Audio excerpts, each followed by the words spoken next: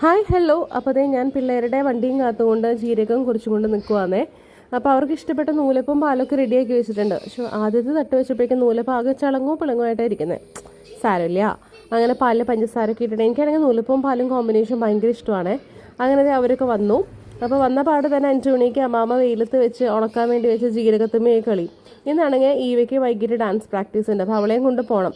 അപ്പോൾ അതുകൊണ്ട് കുറച്ച് തിരക്കിലാണ്. അങ്ങനെ വേഗം കൈയും കാലൊക്കെ കഴിപ്പിച്ച് അവർക്ക് ഭക്ഷണമൊക്കെ കൊടുത്ത് അങ്ങനെ വേഗം ഡാൻസ് ക്ലാസ്സിലോട്ടാണ്. അപ്പോൾ അവിടെ ചെന്നപ്പോഴേക്കും തന്നെ കുറച്ച് ലേറ്റ് ആയിട്ടുണ്ട്. അവരുടെ പ്രാക്ടീസൊക്കെ സ്റ്റാർട്ട് ചെയ്തായിരുന്നു മിസ്സ്. അങ്ങനെ കുറച്ച് നേരം അവിടേക്ക് ഇരുന്ന് അവിടുന്ന് തിരിച്ച് പോരുവാണ്. പോരുമ്പോൾ നല്ല കാലാവസ്ഥയായിരുന്നേ. പക്ഷേ ഇടയ്ക്ക് വെച്ചിട്ടാണല്ലോ ഇപ്പോഴത്തെ മഴയൊക്കെ ഭയങ്കര ഹെവി, എന്താ പറയുക, നല്ല വെയിറ്റുള്ള തുള്ളികളാണെന്ന് പറയുന്നത് പോലെ വന്നപ്പോഴേക്കും ഇവിടെ മുമ്പിലൊക്കെ വെള്ളം ചാല് കെട്ടി ഒഴുകാൻ തുടങ്ങി. അങ്ങനെ പോകുന്നതിന് മുൻപ് ഞാൻ കോഴിയിൽ നിറച്ച മസാലയൊക്കെ പരട്ടി വെച്ചിരുന്നു. വന്ന പാടെ തന്നെ എയർ ഫ്രയറിൽ വെച്ചു. അപ്പോൾ 5 മണിക്ക് വൈകിട്ട് 7 മണിക്ക് അബാക്കസ് ക്ലാസ് സ്റ്റാർട്ട് ചെയ്തായിരുന്നേ.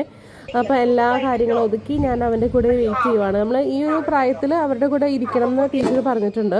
അങ്ങനെ ക്ലാസ് കഴിഞ്ഞപ്പോഴേക്കും നമ്മുടെ കോഴിയൊക്കെ റെഡി ആയിട്ടുണ്ട്. ഞങ്ങൾ ഫുഡൊക്കെ കഴിച്ച് വേഗം കിടക്കുക. നാളെ സൺഡേ കാറ്റീസ്